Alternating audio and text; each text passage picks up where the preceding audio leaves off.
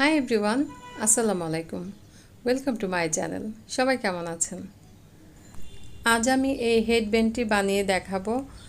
খুবই সহজ করে বুঝিয়ে আস্তে আস্তে বানিয়েছি, আপনারা বুঝতে পারবেন। এটা কিন্তু গলাতেও পরা যাবে, নেকলেস হিসাবে, আবার হাতে ব্রেসলেট হিসাবেও বানিয়ে পরা যাবে। আপনাদের পছন্দ মতো আপনারা বানিয়ে পরবেন। চলুন আমরা কি কি ইউজ করব দেখে নিই। 9 তার সুতা নিয়েছি কিছু পার্ল, আর নিয়েছি 1.5 mm হুক। প্রথমে আমি স্লিপ নট তৈরি করে নিচ্ছি। স্লিপ নটটি একটু ঢিলা ঢিলা করে নিব, একদমই ঢিলঢিলা করে, টাইট করে নিব না, কারণ এর পরে আমরা এই স্লিপ নটের ভিতরেও কাজ করব। এখন আমি চেইন করে নিব পরপর 85টি চেইন করার পর আমি আবারও ফিরে আসছি। চেইন করে নিয়েছি আমি। আপনারা আপনাদের পছন্দ মতো চেইন করে নেবেন। বেবির মাথায় যতটুকু লাগবে ততটুকু বড় চেইন করে নেবেন। একটি চেইন স্কিপ করে সেকেন্ড চেইনে আমি স্লিপ স্টিচ দিয়ে দিলাম। পরের ঘরেও আমি স্লিপ স্টিচ দিলাম। প্রতিটা চেইনের ভিতরেই আমি একটি করে স্লিপ স্টিচ দিয়ে নিব। 85টা ঘরে আমাদের 85টা স্লিপ স্টিচই হবে। 85টি চেনের উপরে 85টি স্লিপ স্টিচ করার পর আবারও ফিরে আসছে। এই যে প্রথমে যে আমরা স্লিপ নট নিয়েছিলাম একদম ঢিলা করে, তার ভিতরেও আমি একটি স্লিপ স্টিচ দিয়ে নিচ্ছি।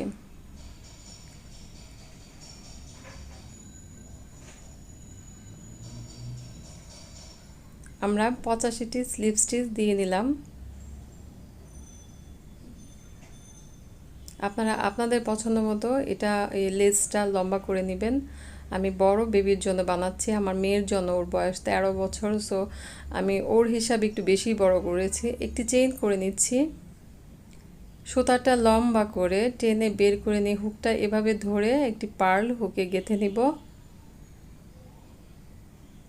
তারপর এই যে লম্বা সুতাটা, এটা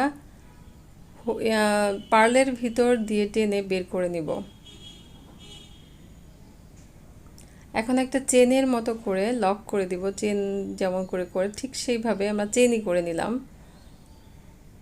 আর পিছন সাইডে এই যে সুতা, এটা কিন্তু থেকেই যাবে, এটাই পিছন সাইড হবে আমাদের। 1 2 3 4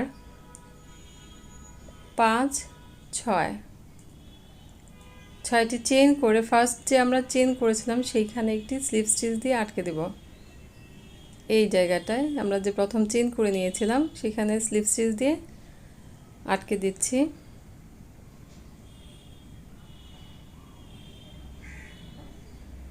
আরও 6টি চেন করে নিচ্ছি। 1 2 3 4 5 6 6টি চেন করে এভাবে ডিজাইনটি ঘুরিয়ে নিব। তারপর যে প্রথম যে আমরা চেন করে পার্ল আটকেছিলাম সেই চেনটার ভিতরে আমি একটি স্লিপ স্টিচ দিয়ে নিব।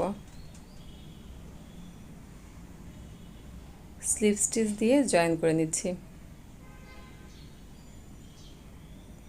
এই যে আমরা 6টি চেন যে করেছিলাম, এখানে এখন কাজ করব আমরা। একটি চেন করে নিলাম, তারপর এই যে আমরা চেন যে করেছিলাম তার ভিতরে সিঙ্গেল ক্রোশেট করছি। একটি সিঙ্গেল ক্রোশেট, 1 2 3 তিনটি চেন করে সিঙ্গেল ক্রোশেটের ডগায় একটি পিকট করে দিচ্ছি।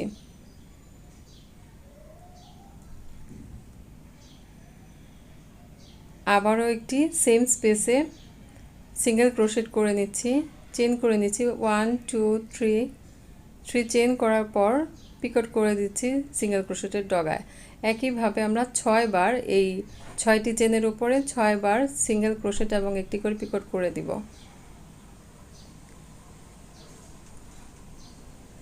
6টি পাপড়ির মতো হবে। এই 6টি পাপড়ি করার পর আমি আবারও ফিরে আসছি।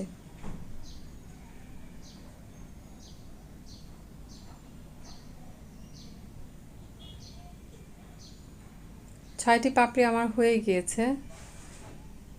এখন অপর প্রান্তে যে আমি 6টি চেন করে রেখেছিলাম এই জায়গাটাতেও আমি একইভাবে 6টি পাপড়ির মতো করে নিব। সিঙ্গেল ক্রোশেট করে নিচ্ছি, সাথে আমাদের বাড়তি সুতাটাও কিন্তু ক্লিন হয়ে যাচ্ছে। 3টি চেন করছি, পিকট করে দিচ্ছি, আবারও সিঙ্গেল ক্রোশেট করব। এভাবে আমরা এই পর্যন্ত আরও 6টি, মোট 6টা আর কি সিঙ্গেল ক্রোশেট এবং পিকট করার পর আমরা আবার ফিরে আসছি। এপাশেও আমার 6টি পাপড়ি হয়ে গিয়েছে। সব মিলিয়ে পাপড়ি হবে আমাদের 12টি।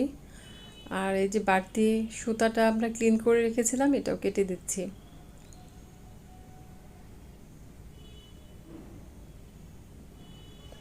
এইবার আমরা এই যে প্রথম যে পাপড়ি করেছিলাম, সিঙ্গেল ক্রোশেট করেছিলাম, তার গোড়ায় দেখেন একটি চেনের মতো আছে। এই চেনটির ভিতরে আমি একটি স্লিপ স্টিচ দিয়ে রাউন্ডটা কমপ্লিট করে নেব। এই যে একটু ভালো করে খেয়াল করে দেখবেন এই জায়গাটায় আমি একটি স্লিপ স্টিচ দিয়ে কমপ্লিট করে নিলাম।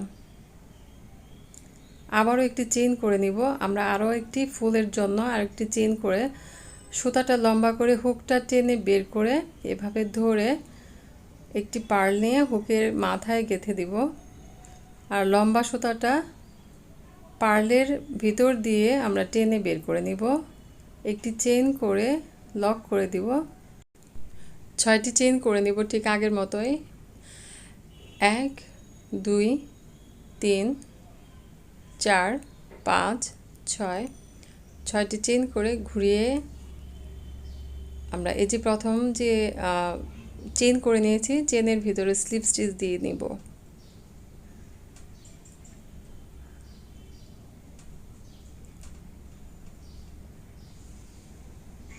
আবারও 6টি চেইন করে নিব। 1 2 3 4 5 6, 6টি চেইন করে ডিজাইনটি এভাবে ঘুরিয়ে নিব এবং এই যে প্রথম যে আমরা পার্ল আটকেছিলাম একটি চেইন দিয়ে, সেখানে একটি স্লিপ স্টিচ দিয়ে আটকে দেব।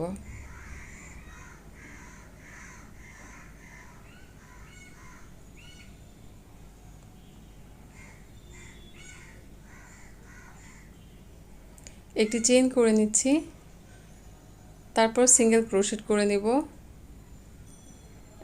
1 2 3, 3টি চেইন করে সিঙ্গেল ক্রোশেটের ডগায় একটি পিকট করে দেব। আর এভাবে আমরা 6 টাইম করে নেব। 6টি চেনের উপরে 6টি পাপড়ির মতো করে নেব। আমাদের 6টি পাপড়ি করা শেষ হয়ে গিয়েছে। এখন আমরা এই জায়গায় কিন্তু লক করব, একটু খেয়াল করে দেখতে হবে এই জায়গাটা। এই যে আগের ফুলের যে প্রথম পাপড়ি, সেই পাপড়ির গোড়ায় যে চেন আছে, সেই চেনের ভিতরে কিন্তু আমি আটকাচ্ছি, একটু খেয়াল করে দেখতে হবে। এখানে লক করে আমি ডিজাইনটা আবার ঘুরিয়ে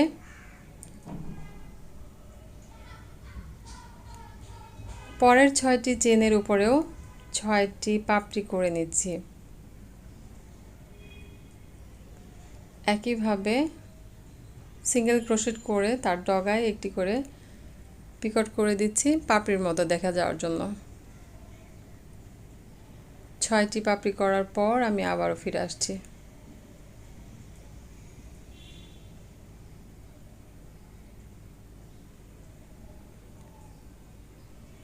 করে নিয়েছি আমি সব মিলিয়ে 12টি সিঙ্গেল ক্রোশেট এবং 12টি পিকট করে নিয়েছি, 12টি পাপড়ি মানে। আর এই যে প্রথম যে আমরা সিঙ্গেল ক্রোশেট করেছিলাম, তার গোড়ায় একটি চেন যে ছিল, সেখানে আমি স্লিপ স্টিচ দিয়ে আটকে দিলাম। আবারও একটি চেন করে লম্বা করে টেনে সুতাটা লম্বা করে নিয়ে হুকটা বের করে এভাবে ধরে একটি পার্ল গেঁথে পার্লের ভিতর দিয়ে লম্বা সুতাটায় টেনে আমরা এভাবে হুক দিয়ে বের করে নিব। তারপর একটি চেন করে পার্লটি আটকে দিব। এবার 6টি চেন করে নিচ্ছি।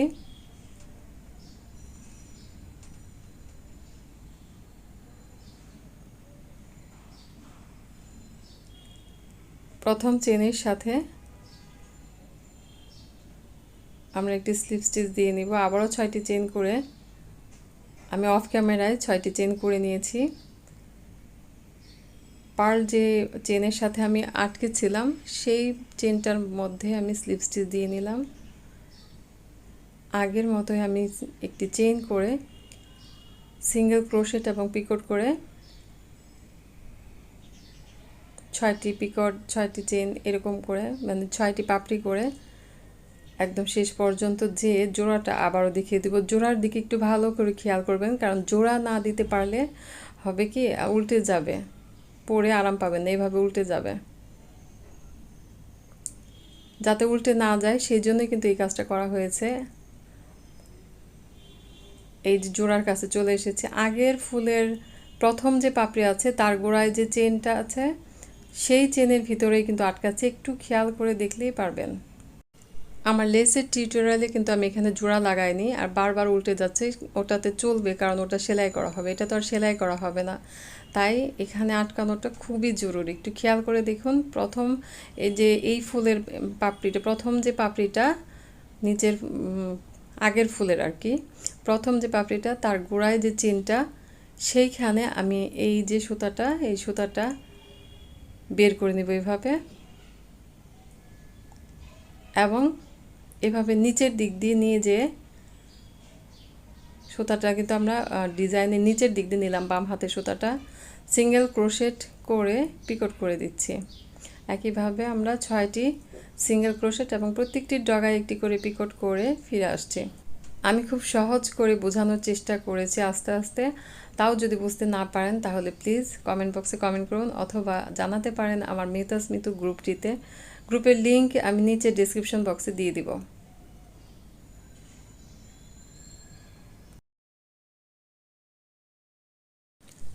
এভাবে আমি সম্পূর্ণ হেডব্যান্ডটি বানিয়ে নিব। আর আমি যতটুকু ফুল নিয়েছি, যতগুলো ফুল নিয়েছি আপনাকেও অতগুলো ফুলই নিতে হবে এমন না।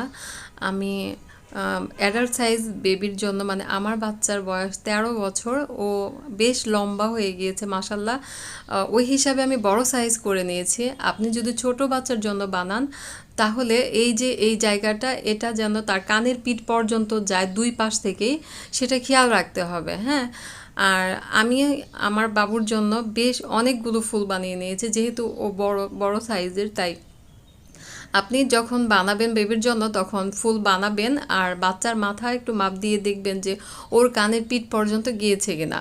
যখনই যাবে তখন আপনি ফুল বানানো, ফ্লাওয়ার বানানো বন্ধ করে দিবেন। ঠিক আছে, আমি সম্পূর্ণ এভাবে লেস করার পরে, ফুলগুলো ফ্লাওয়ারগুলো শেষ করার পরে শেষে যেভাবে যেভাবে আবার ফিতা বানাবো, কোথা থেকে ফিতা বানাবো সেটাও আমি আবার দেখিয়ে দেব। আমি যে এই যে দুইটি ফুলের মাঝখানে আটকে নিয়েছি তার জন্য কিন্তু এটা ঘুরে যাচ্ছে না, আমি লেস টিউটোরিয়ালে কিন্তু এই কাজটি করিনি। আমি মোট ফুল করে নিয়েছিলাম 18টি। আপনারা আপনাদের মাপ অনুযায়ী, মাথার মাপ অনুযায়ী, বাচ্চার মাথার মাপ অনুযায়ী ফুলটা করে নেবেন, আগেই বলেছি। এখন আমি চেইন করে নিব, ঠিক এখানে যেমন চেইন করে নিয়েছিলাম 85টি, সেরকম চেইন করে নিব প্রথমে 85টি, তারপর স্লিপ স্টিচ করে নিব যেভাবে আগে করেছিলাম ঠিক একইভাবে।